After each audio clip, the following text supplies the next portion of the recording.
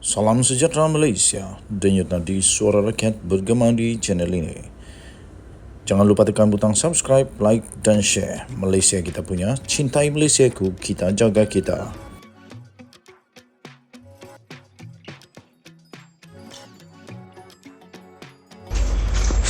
Salam sejahtera Malaysia, denyut nadi suara rakyat bergema di channel ini.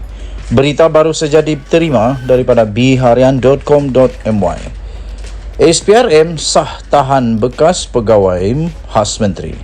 Berita penuh. Kuala Lumpur, seorang bekas pegawai khas menteri pada tahun 2019 telah ditahan oleh Suruhanjaya Pencegahan Rasuah Malaysia SPRM selepas beliau disyaki telah meminta rasuah berjumlah kira-kira RM25,000 daripada individu Jun yang lalu. Lelaki yang berusia lingkungan 40-an itu ditahan kira-kira jam 5 petang di Ibu Pejabat SPRM Putrajaya ketika hadir memberikan keterangan semalam. Difahamkan suspek meminta wang berkenaan sebagai dorongan untuk mendapatkan kelulusan permohonan untuk taraf kewarganegaraan. Sumber berkata suspek itu dikatakan meminta rasuah daripada seorang lelaki tempatan yang memohon untuk membuat permohonan taraf kewarganegaraan bagi anak kandungnya. Katanya, Jun lalu suspek itu menghubungi individu terbabit yang telah memohon taraf kewarganegaraan bagi anaknya sejak tahun 2015. Suspek juga memaklumkan surat kelulusan permohonan taraf warganegara sudah ada padanya dan meminta individu itu untuk membayar sebanyak RM25,000 sebelum menyerahkan surat kelulusan itu, kata sumber kepada BH pada hari ini. Difahamkan penahanan suspek itu dibuat hasil pendedahan dan gesaan Perdana Menteri Datuk Seri Anwar Ibrahim yang meminta SPRM menyiasat lanjut kegiatan rasuah dalam kalangan segelintir pegawai di Jabatan Pendaftaran Negara JPN. Sementara itu, pengarah bahagian perisikan SPRM, Datuk Azmi Kamaruzaman ketika dihubungi mengesahkan penahanan lelaki berkenaan. Katanya, suspek itu ditahan bagi membantu siasatan mengikut Seksyen 16(a) Akta SPRM 2009. Magistrate Iza Zulaika Rohainuddin membenarkan suspek itu direman 3 hari bermula pada hari ini sehingga 14 Julai selepas SPRM mengemukakan permohonan reman di Mahkamah Magistrate Putrajaya pagi tadi. Awal bulan ini, Anwar mendedahkan Jabatan Immigration dan JPN disiasat pihak berkuasa berhubung amalan rasuah dan salah guna kuasa. Perdana Menteri turut memaklumkan menerima maklumat berhubung unsur salah guna kuasa di JPN apabila proses mendapatkan sijil warga negara dikenakan bayaran tertentu ke atas mereka yang layak mendapat status kewarganegaraan. Susulan itu, Menteri Dalam Negeri Datuk Seri Saifuddin Nasution Ismail mendedahkan seorang pegawai JPN dipercayai meminta sejumlah wang bagi kelulusan permohonan warga negara dan maklumat mengenainya telah pun diserahkan kepada SPRM. Denyut nadi suara rakyat bergema di channel ini. Jangan lupa tekan butang subscribe, like dan share. Kita jumpa lagi. Malaysia kita punya, cintai Malaysiaku, kita jaga kita. Bye-bye. Salam sejahtera Malaysia, denyut nadi suara rakyat bergema di channel ini. Jangan lupa tekan butang subscribe, like dan share. Malaysia kita punya, cintai Malaysiaku, kita jaga kita.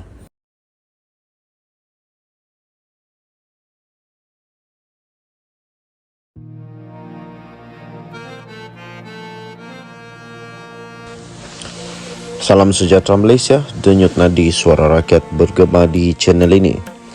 Berita terkini daripada BH Online.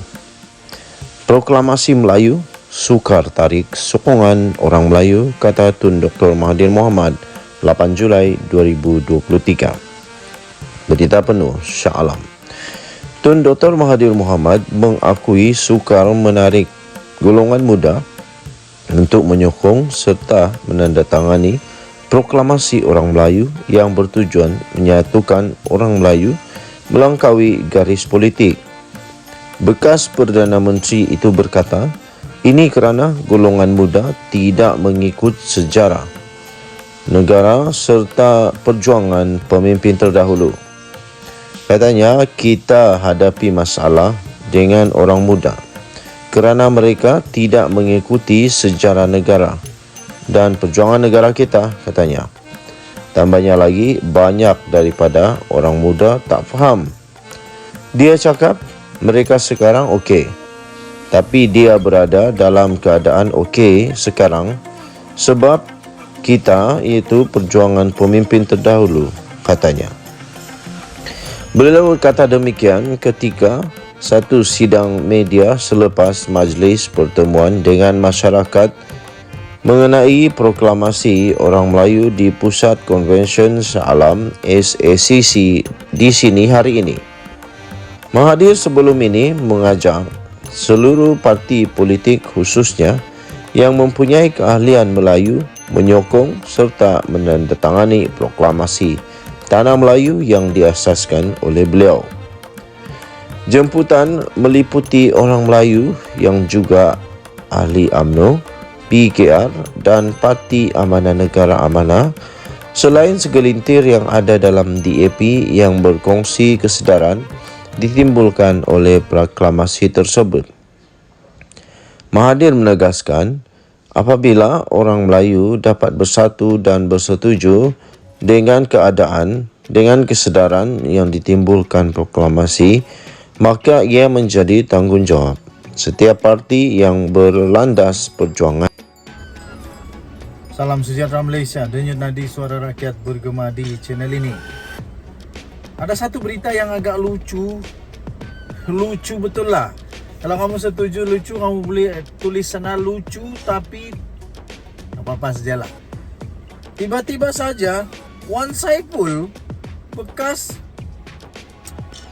orang kuat Muhyiddin ini tiba-tiba saja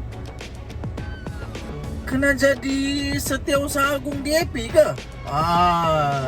Tapi dia berkata, sampai mati pun saya tak ingin jadi Setiausaha Agung DAP. Anthony Locke sebelum ini meminta Wan Saiful agar supaya tidak mencampuri urusan DAP, terutama dalam soal bakal-bakal calon yang akan bertanding dalam PRN Pulau Pinang. Sampai timbullah cerita ini, iaitu sampai mati pun saya tak jadi. Saya tak ingin jadi Setiausaha Agung DAP, kata Wan Saiful. Jadi kalau tak mau jadi Setiausaha Agung DAP, janganlah menyibuk. Lebih baik Wan Saiful fokus dengan kes mahkamahnya itu sebelum, kalaulah dia kalah nanti dia masuk penjara. Jadi daripada nak sibuk parti orang, bagus dia sibuk dengan hal dia sendiri. Dia pun ada masalah sendiri. Itu jawaban daripada Datuk Wan Saiful Wanjan kepada pertanyaan sinis Setiausaha Agung DAP Anthony Locke berhubung ura-ura terdapat usaha pihak tertentu untuk menukar Ketua Menteri Pulau Pinang. Katanya, selaku ahli Parlimen Tasik Glogor, beliau menerima banyak maklumat mengenai Pulau Pinang, termasuklah pendedahan mengenai pergolakan politik dalaman negeri itu. Katanya, pergolakan mereka memberi kesan kepada Pulau Pinang sebab sekarang ini ada usaha satu kelompok dalam DAP untuk menukar Ketua Menteri yang ada sekarang dengan calon daripada mereka. Nama-nama yang disebut pula ialah seperti ahli Parlimen Bukit Mertajam, Stephen Sim. Apabila saya sebut buat kali pertama beberapa hari lepas bahawa ada usaha dalam DAP untuk menukar Ketua Menteri, Locke mengatakan bahawa Wan Saiful, adakah kamu Setiausaha Agung DAP? Itulah, kamu Setiausaha Agung DAP kah sampai kamu tahu banyak perkara? Aduh. Kemudian dia kata, saya nak jawab kepada Locke pada malam ini. Kalau bagi tawaran, kalau dibayar pun sampai mati pun saya tak ingin jadi Setiausaha Agung DAP. Awas tahu, nanti termakan, terjilat ludah sendiri. Nah, sendiri mau tanggung. Wan Saiful berkata demikian ketika berucap pada satu ceramah Perdana Perikatan Nasional Parlimen Bangi Jelajah Selangor Baru di sini pada malam tadi. Lok sebelum ini meminta untuk Wan Saiful agar tidak mencampuri urusan parti itu, terutama dalam soal calon-calon yang bertanding dalam pilihan raya PRN. Beliau juga menasihatkan supaya bekas Ketua Penerangan Parti Pribumi Bersatu Malaysia itu supaya menjaga urusan partinya sendiri berbanding al-ehwal parti lain. Katanya, saya tanya, adakah dia, iaitu Wan Saiful, Setiausagung DAP? Maka dia boleh tentukan calon kita. Soal lo. Jadi itulah Wan Saiful, lebih baik fokuslah dengan parti sendiri, fokuslah dengan masalah sendiri. Kes mahkamah, rasuah. Lepas tu kalau nak fokus, kalau nak sibuk tentang hal parti, sibuklah dengan presiden kamu yang dah 2 pertuduhan, 2 kali naik mahkamah, maksudnya di mahkamah. Lebih baik begitu daripada sibuk dengan parti yang lain. Dan Nadi Suara Rakyat bergema di channel ini. Bye bye.